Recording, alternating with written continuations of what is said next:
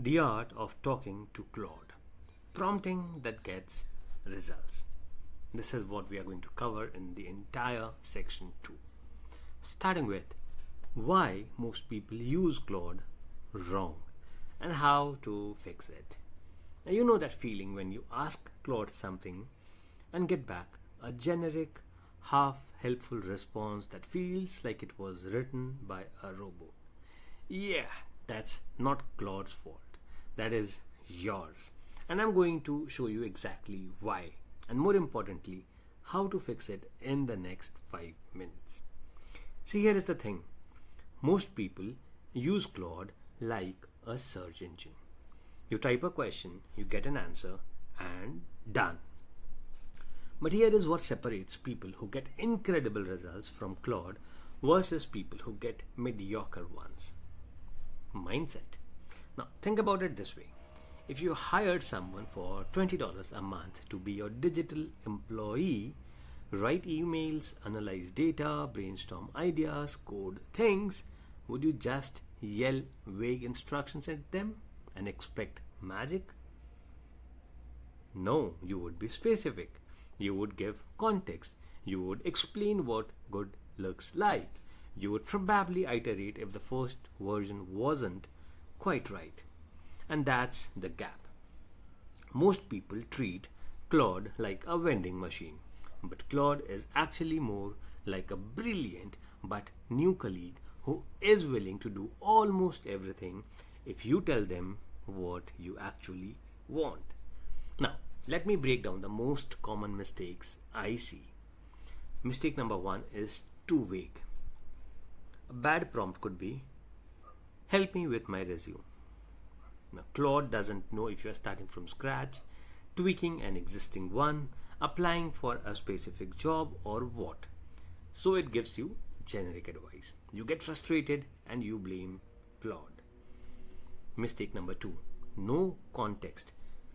Write a blog post about productivity. Now, again, what audience? What tone? How long? Now, is this for a startup blog or a self-help website? For beginners or experienced professionals? Claude has to guess. And when it guesses, you usually don't like the guess. Mistake number 3, treating every mode the same. Now, some people think Claude in the mobile app works differently than Claude in the browser or in code. Well, it doesn't. The context changes, the tool changes, but the principle is the same.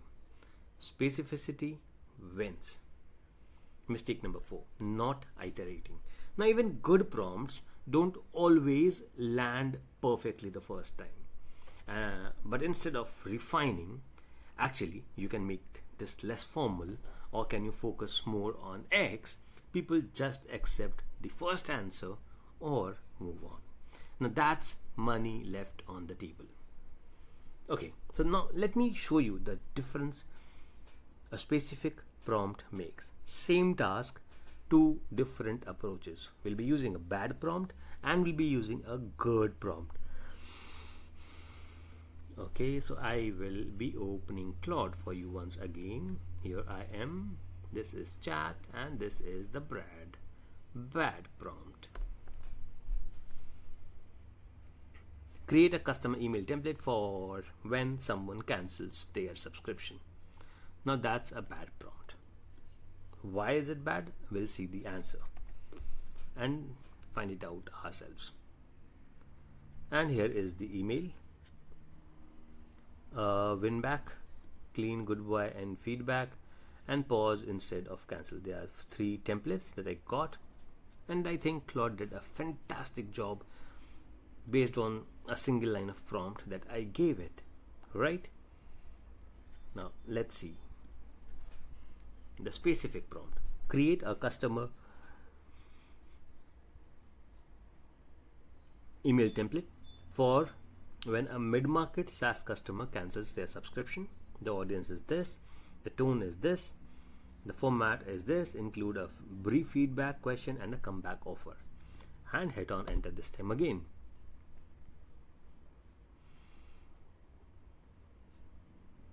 So do you understand the difference? and the change or the result would obviously be different because the context changes, the tone changes, everything changes over here. So it would be much more relevant to you. It would be much more in line with what exactly you wanted. And here are two templates again: warm and direct, feedback, forward. Now you can compare both side by side and see which one is better. Now, same Claude, same model, completely different results. And this isn't magic, it is just clarity. And here is what Anthropic themselves say about this.